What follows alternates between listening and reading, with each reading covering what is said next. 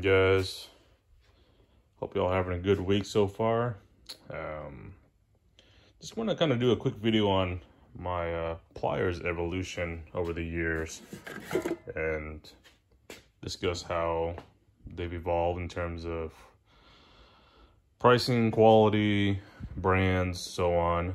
So first off, the video isn't about brands or how you should buy things, and this is just more or less of how my tools have changed over the years, and just kind of want to give an overlook on that.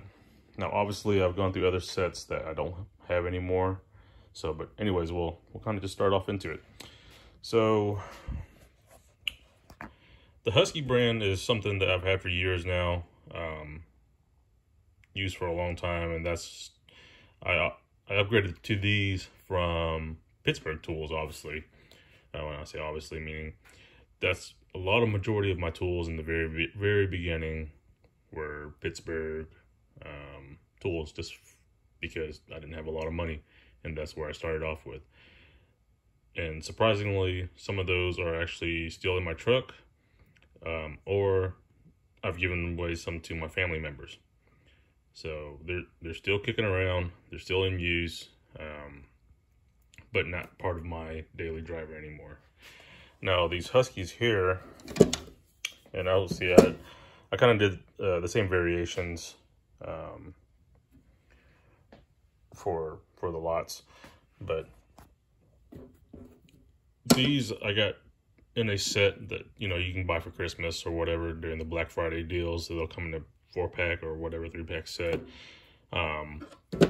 and that's how I bought them, just because of the price. But you also get the lifetime warranty. And these have been fine. You know, they open easily.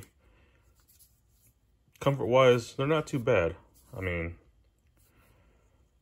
you know, for probably, I would say, a $20 set, you're getting quite a good set of pliers that have lifetime warranty. I have warranted Husky Pliers before. I just walked straight in with the plier, went back there to the tool section and grabbed another one, took it up to the front service desk, and they warrantied out and just gave me the new one. So you have your diagonal cutters, you have your tongue and groove ones, slip joint, and these are the, I guess, the compounding leverage ones, and then your needle nose.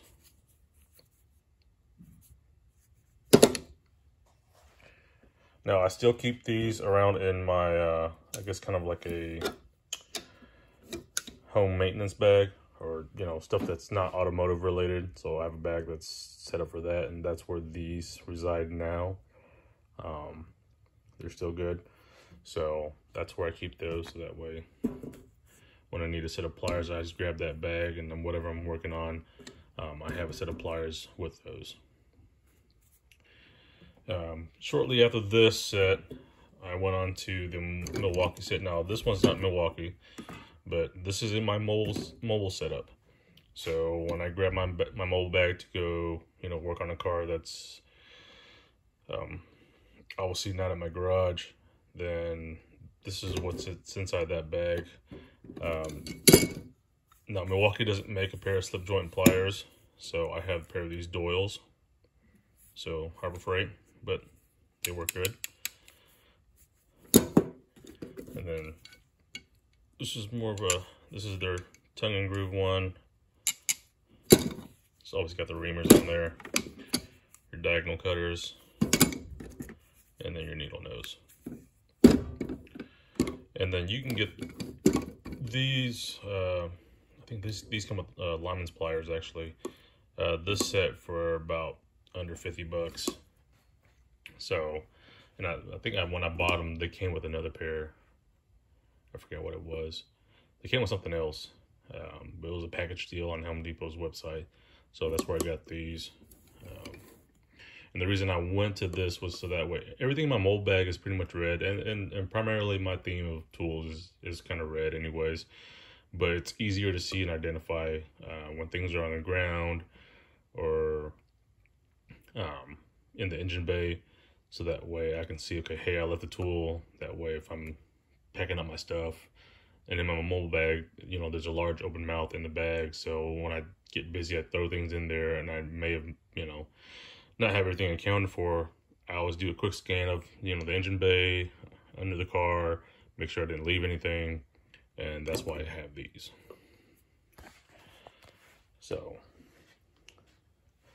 and obviously as time progressed now, to the last section, I started upgrading a lot of my tools, and, you know, I started going Snap-on on some stuff. So that's where the evolution part comes in. Now, not everyone's logic or ways of working is going to be the same, but over time I knew I wanted to upgrade to things that were nicer, things that were higher quality. Will it make a huge difference in the job? I really don't think so. And when I say that, because here's the thing.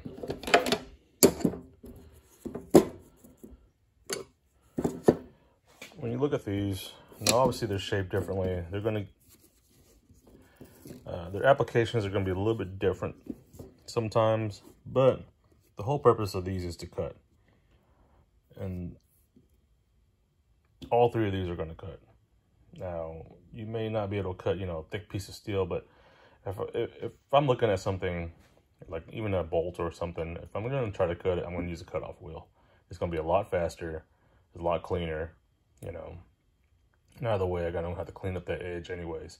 So if I, you know, stuff like this, I'm going to be cutting zip ties, you know, plastic pieces, wires, stuff like that.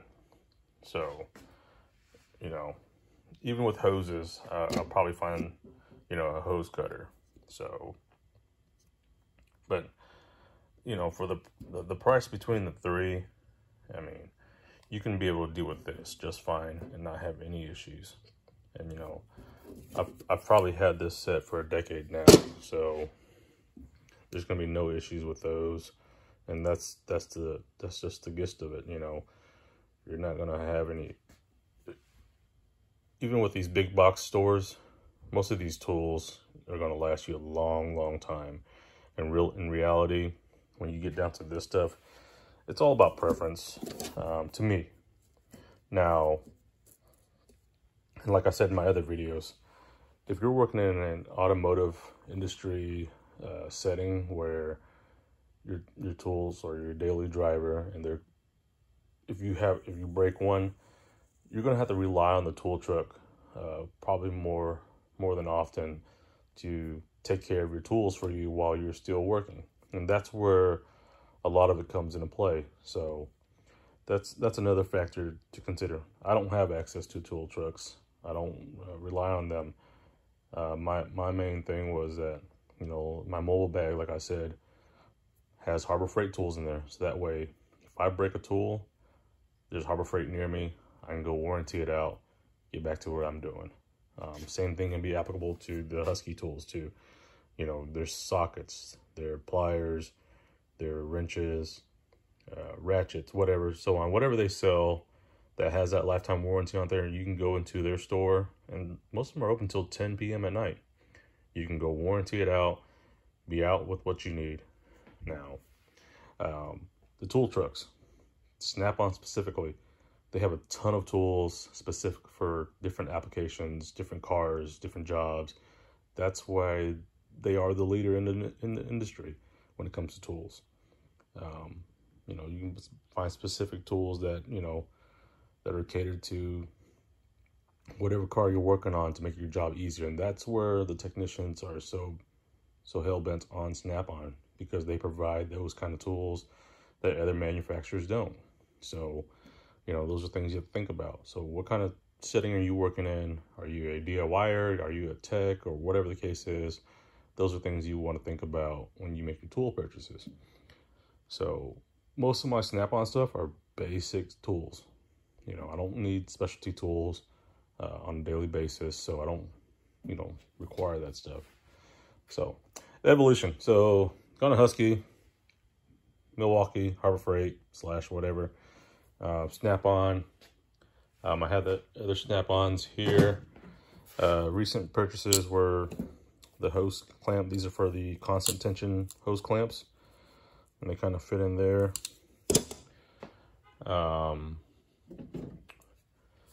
Here's something I keep on my service box as well.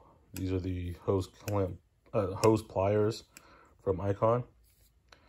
Now these work great because not only are they good for hoses, but electrical connectors that are, you know, dirty, whatever. Now you have to be careful because you don't want to break the connector, but they work really well. You know, sometimes your fingers are too big to push in that little connector release button. So these work really great, and they, you know, you can control the tension on there, and you'll feel it, you know. And and then obviously a smaller pair of slip joints. Now, I bought these 3 as the 100th anniversary set. That's why I got these, because at the time they matched my 100th anniversary ratchet. These are also my normal go-to in the service box now. So, and then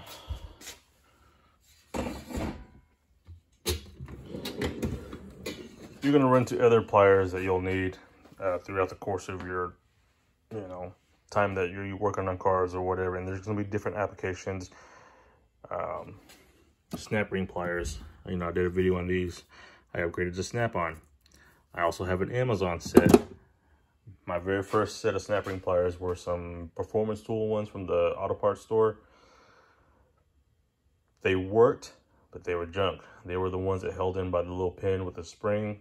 They always, you know, released itself, especially when you're in the middle holding a snap ring and that thing comes flying off. So I have gear wrenches that, you know, these have been fine, but the prongs on them don't fit every application. So it was a hit or miss with these sometimes. So eventually I upgraded to these here recently over the last few months, and these have been great. I enjoy using them. They're sturdy, and you can find these probably for around $100 online, depending on what deal's going on at the time. Hose pinch off pliers. These are great. I love these. I have one in my mobile bag from Matco. These are performance tool ones. Absolutely love those. Locking pliers. My favorite ones are these Milwaukee ones. That's just preference. I also have Husky ones too as well. I've used some older ones from Harbor Freight, and they lasted over the years, but eventually they did break off, and that's just from years of abuse. So, and as you can see, I've gone through variations. I got OEM tools, some gear wrenches, some more OEM tools, some OEM tools slip joints. These are those duck bills, Doyle.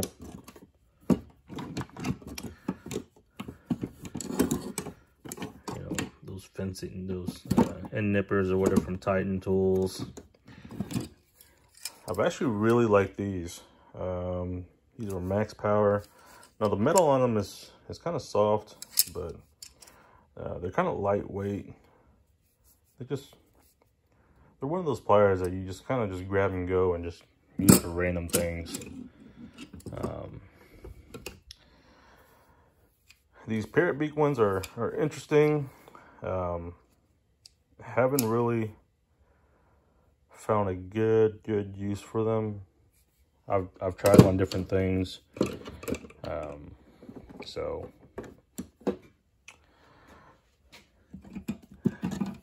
these hose pliers from Titan are good.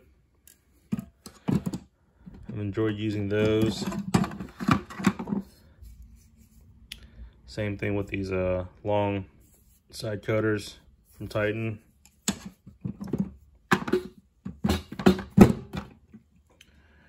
And then the massive tongue groove pliers.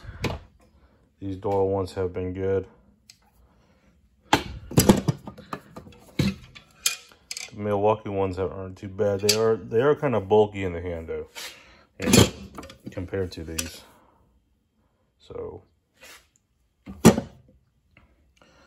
yeah, I mean this is my plier assortment.